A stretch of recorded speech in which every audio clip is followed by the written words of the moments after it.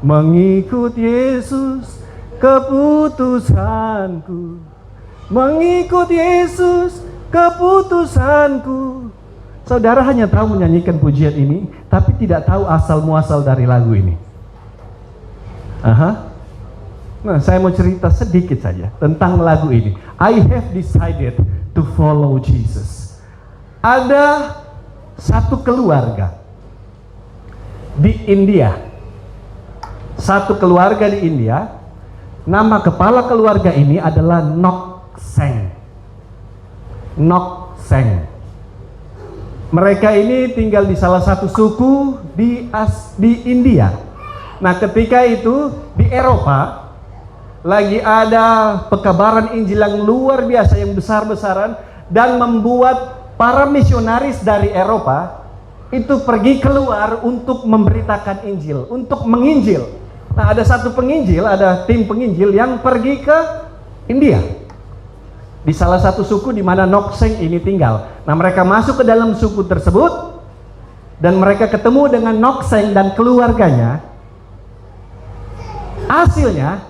Alhasil, suku yang tidak pernah mengenal Tuhan, yang tidak pernah mendengar nama Yesus, nama Tuhan, akhirnya Nok-seng dan keluarganya, Nok-seng istrinya dan kedua anaknya dimenangkan, menerima Tuhan sebagai Tuhan dan Juru Selamat.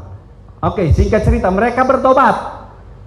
Ketika mereka bertobat, penginjil ini sudah pulang ke tempat asalnya.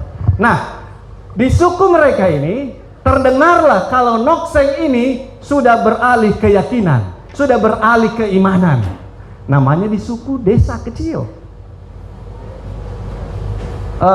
Tingkat-tingkat kebudayaan dan lain-lain sebagainya itu sangat besar. Nah, ketika didengar oleh kepala desa hal ini, Nok-seng itu dipanggil. Nok-seng dipanggil dan direncanakan untuk diadili dan dibunuh karena dia beralih keyakinan, beralih keimanan. Nah, ketika Nok-seng dipanggil, Nok-seng dan keluarga dipanggil di tengah-tengah desa, dia dikelilingi oleh seluruh warga desa tersebut. Dan mulailah kepala desa yang marah ini mengadili Nok-seng dan keluarganya. Ini yang saya mau katakan, rancangan Tuhan itu selalu sempurna. Nah, ketika kalimat pertama, pertanyaan pertama ditanyakan kepada Nok-seng, apakah engkau mau meninggalkan imanmu? Apakah engkau mau meninggalkan imanmu?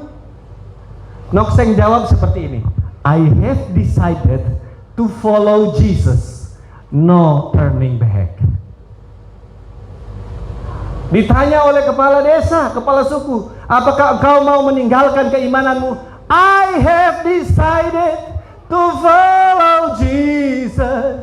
I have decided to follow Jesus, no turning back. No turning back. Istrinya mati ditombak.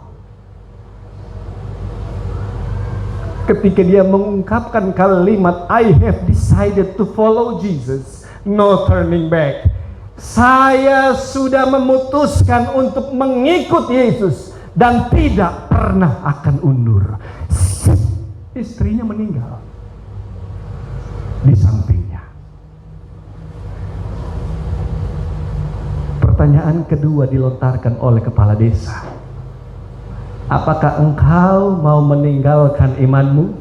Kalau tidak, aku akan membunuh kedua anakmu.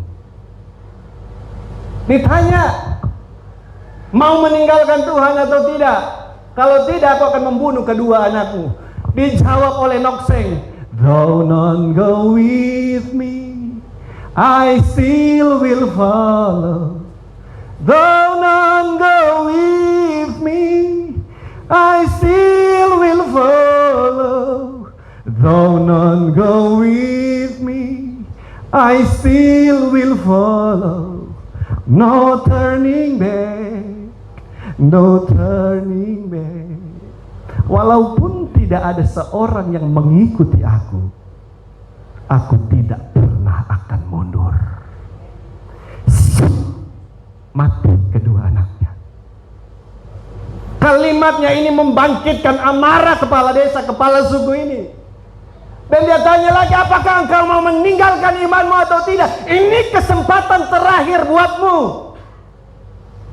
Ini kesempatan terakhir buat Nokseng. Engkau mau meninggalkan imanmu kepada Tuhanmu yang baru engkau percaya atau enggak? Apa yang dikatakan Nokseng? The cross before me, the world behind me. The cross before me, the world behind me. The cross before me, the world behind me. No turning back, no turning back. Yesus di depanku, dunia di belakangku. Ku tak akan mundur, ku tak akan mundur. Nokseng lebih memilih imannya kepada Tuhan, tetap teguh dan tidak meninggalkan Tuhan. Dia katakan, salib di depan, dunia di belakang. Salib di depan, dunia di belakang. Salib di depan, dunia di belakang. Dan seketika itu juga Nokseng meninggal dibunuh. Untuk memilih salib saja kita harus mati, saudara yang dikasihi oleh Tuhan. Rancangan Tuhan itu selalu indah. Dengarkan baik-baik cerita selanjutnya. Ketika keluarga ini mati, 4 orang, satu keluarga, suami istri dan 2 anaknya meninggal, mati. Cerita itu pun habis. Cerita itu pun habis. Dahsyatnya, kepala suku yang membunuh ke-4 orang ini, ke-4 orangnya Tuhan ini, dia akhirnya menjadi penasaran. Kenapa ada satu orang, ada satu keluarga yang begitu teguh imannya kepada Tuhan yang baru dia percaya?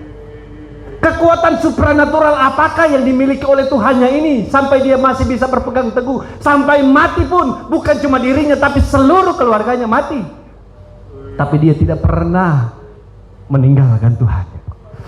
Karena penasaran, kepala suku ini dia mulai ambil Injil itu, dia mulai baca dan pelajari Injil tersebut. Dia mau mencari kekuatan apa yang ada di dalam sini, kekuatan supranatural apa ini. Dia baca, dia lihat, dia pelajari. Saudara yang dikasihi oleh Tuhan, ini yang dia tidak mengerti. Ketika dia membaca Injil, di situ kuasa Tuhan mengalir. Ketika dia membaca Injil dikatakan, dia pun bertobat. Dia menjadi bertobat. Karena dia kepala suku dan dia katakan kepada seluruh warga masyarakatnya, semua kita harus bertobat. Dan suku itu, desa itu menerima Tuhan Yesus sebagai Tuhan dan Juru Selamat. Dahsyat rencana dan rancangan Tuhan. Memang mungkin kadang menyakitkan kita, mungkin membuat kita terpuruk, tapi kemuliaan Tuhan selalu nampak, saudara dikasih oleh Tuhan. Kematian satu keluarga Nokseng menumbuhkan banyak orang yang bertobat. Kematian Nokseng membuat pujian yang begitu indah yang kita bisa nyanyikan sampai saat ini. Oleh sebab itu, kalau kita dalam keadaan terpuruk hari-hari ini, mari tetap berserah kepada Tuhan dan pegang teguh iman kepada Tuhan. Yakin dan percaya pertolongan Tuhan tidak pernah terlambat untuk saya dan saudara. Boleh kasih tepuk tangan yang meriah bagi Tuhan ini.